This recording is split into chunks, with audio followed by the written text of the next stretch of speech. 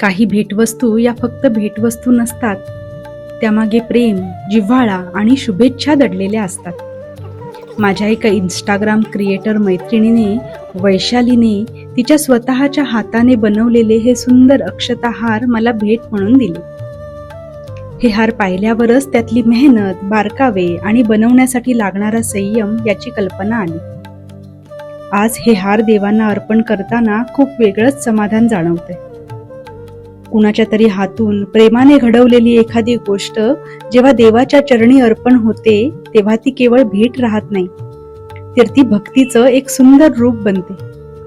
या सुंदर भेटीसाठी मनापासून धन्यवाद वैशाली. देव तुझ्या कलेला आणि तुझ्या भक्तीला अशीच भरभरून कृपा देवो, हीच मनापासून प्रार्थना.